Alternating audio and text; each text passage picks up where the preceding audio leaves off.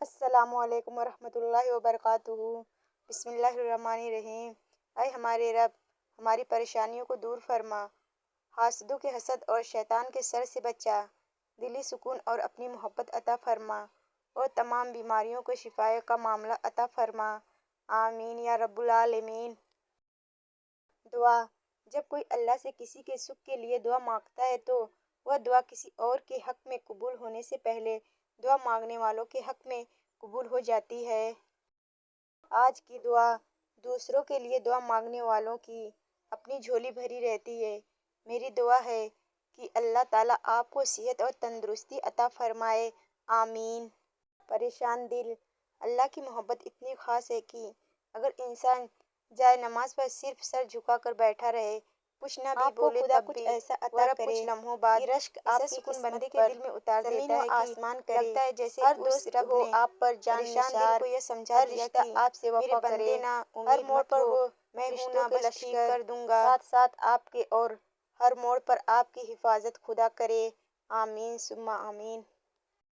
اللہ فرماتا ہے، جب میرا بندہ ٹوٹا ہوا دل لے کر میری بارگاہ میں آتا ہے تو میں اس کی دعائیں رد نہیں کرتا۔ حضرت علی رضی اللہ عنہ نے فرمایا، سنی سنائی باتوں پر فوراً یقین نہ کیا کریں، جھوٹ ہمیشہ سچ سے زیادہ جلدی پھیلتا ہے۔ رحمان، وہ آزماتا بھی ہے اور نوازتا بھی ہے۔ اس کا ہر انداز بہت خوبصورت ہے کیونکہ وہ رحمان بھی ہے اور رحیم بھی۔ حضرت علی رضی اللہ عنہ نے فرمایا، سوال پوچھا گیا کیسے پتہ چلے گا کہ انسان پہ آنے والی مصیبت سزا ہے یا آزمائش؟ جواب دیا، جو مصیبت انسان کو اللہ سے دور کر دے وہ سزا ہے، اور جو اللہ کے قریب کر دے وہ آزمائش ہے۔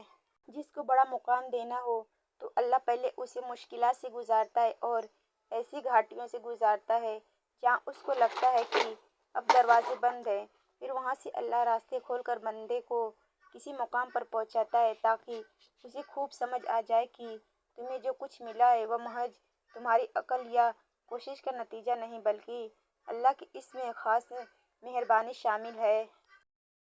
دعاؤں کا تسلسل۔ جس چیز کی تمنا کرتے ہو اس کے لیے دعا کرتے رہو۔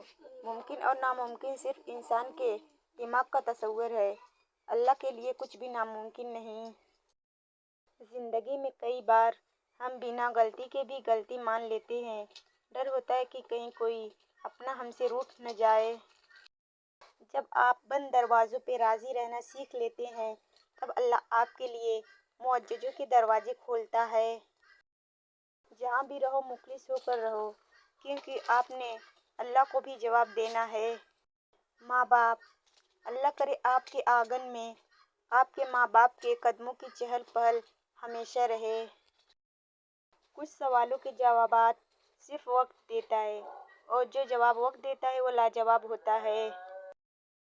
اس دنیا میں کوئی بھی ماں باپ کے پیار کا مقابلہ نہیں کر سکتا۔ ٹوٹی ہوئی چیز ہمیشہ پریشان کرتی ہے، جیسے دل، نیند، بھروسہ اور سب سے زیادہ کسی سے لگی ہوئی امید۔ اور سوچو، جس شخص نے اللہ پاک کے ہر فیصلے پر سر جھکانا سیکھ لیا اور صبر کر لیا، اسے پھر دنیا کی کون سی چیز توڑ سکتی ہے؟ بس لوگوں کا ڈر ختم ہو جاتا ہے اور ان کی باتیں دکھ نہیں دیتی کیونکہ تب دل یہ سوچ کر مطمئن ہو چکا ہوتا ہے کہ اللہ پاک کافی ہے۔ والدین۔ جب تک تمہاری ماں باپ کے ہونٹ تمہارے لیے دعا کے لیے ہل رہے ہیں تم دنیا کے امیر ترین انسان ہو۔ اللہ سب کے ماں باپ کو سلامت رکھے، آمین۔ خوبصورت چہرہ بھی بوڑھا ہو جاتا ہے، پرکشش جسم بھی ایک دن ڈھل جاتا ہے، لیکن ایک اچھا انسان ہمیشہ اچھا انسان ہی رہتا ہے۔ والدین اور درخت دونوں بوڑھے ہو جاتے ہیں لیکن ان کی چھاؤں ہمیشہ گھنی رہتی ہے۔ غم دلوں کو نرم کرتا ہے اور غم اللہ کی ایک نعمت ہے کیونکہ اللہ کا نور سخت دلوں میں نہیں سماتا۔ عجیب ہے تیری دنیا کے لوگ یا رب، جتنی محبت دو اتنا ہی گرا ہوا سمجھتے ہیں۔ اچھے رشتے اور زندگی کے ہمسفر جب بھی ناراض ہوں تو انہیں منا لینا چاہیے کیونکہ جب بھی تسبیح ٹوٹتی ہے تو اس کے دانے چن لیے جاتے ہیں۔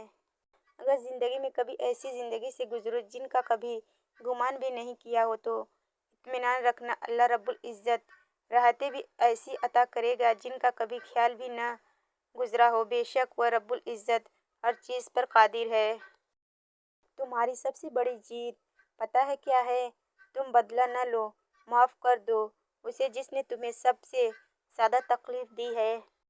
زندگی ملی تھی رب کی عبادت کرنے کے لیے، پر وقت گزر رہا ہے کاغذ کے ٹکڑے کمانے کے لیے۔ نہ کفن میں جیب ہے، نہ قبر میں الماری، اور کمال کی بات تو یہ ہے کہ موت کا فرشتہ رشوت بھی نہیں لیتا۔ سوچو۔ زندگی میں ہمیشہ ان لوگوں کا چناؤ کریں جن کو عزت دینے پر وہ خود سے بڑھ کر آپ کو عزت دے، یہی بہترین لوگوں کی نشانی ہے۔ دلوں میں بسنے والے پھولوں کے جیسے ہوتے ہیں، دنیا سے چلے بھی جائیں تو پیچھے یادوں کے خوشبو چھوڑ جاتے ہیں۔ دنیا کی خوبصورت حقیقتیں آنکھوں سے نہیں دل سے محسوس کی جاتی ہیں۔ بس پھر جب میں نے دل سے خوبصورت حقیقت کو محسوس کرنا چاہا تو میں نے اپنے رب سے زیادہ خوبصورت کسی کو نہیں پایا۔ جس طرح ہم اپنے اختیار میں آئی ہوئی چیزوں کے لیے وقت مقرر کرتے ہیں، بالکل اسی طرح جس کے اختیار میں ہم ہیں وہ ہمارے لیے کرتا ہے، ہمیں صرف اس پر بھروسہ کرنا ہوتا ہے۔ تالے کبھی چابی کے بغیر نہیں بنتے، اسی طرح اللہ کبھی بھی مسائل حل کے بغیر نہیں دیتا، اس کو کھولنے کے لیے صرف ہمیں صبر کی ضرورت ہے۔ درود پڑھنے والوں کو آپ صلی اللہ علیہ وسلم کی توجہ ضرور ملتی ہے، اور جس کو آپ صلی اللہ علیہ وسلم کی توجہ حاصل ہو گئی اس کی دنیا بھی سنور گئی اور آخرت بھی۔ کبھی کبھار دل اتنا بھاری ہو جاتا ہے کہ تکلیف کے مارے زبان سے ایک لفظ بھی نہیں نکل پاتا، مگر پھر بھی ہم اس امید کے ساتھ اللہ کے روبرو ہو جاتے ہیں کہ وہ خاموشی کی زبان سمجھتا ہے، وہ آنسو کی زبان بھی سمجھتا ہے، دل کے خیالات تک سے واقف ہے۔ غم کے وہ لمحے ہوتے ہیں کہ ہم اللہ کے بہت قریب ہو جاتے ہیں، اور پھر اس کی آغوش محسوس ہوتی ہے تو سارے غم چھوٹ جاتے ہیں۔ پھر وہ آہستہ سے اپنے قریب کر لیتا ہے اور ہمارا دل اپنی محبت سے بھر دیتا ہے۔ مخلص وہ نہیں جو منہ پر آپ کا ہو، بلکہ مخلص وہ ہے جو پیٹھ پیچھے بھی آپ کا ہی ہو۔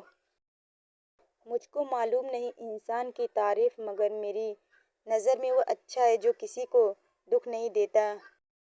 گھر میں چھوٹی موٹی باتیں ہوتی رہتی ہیں، اور پرسکون زندگی گزارنے کے لیے ان باتوں کو نظر انداز کرنا اور ایک دوسرے کو برداشت کرنا ہی اصل رشتے نبھانا ہے۔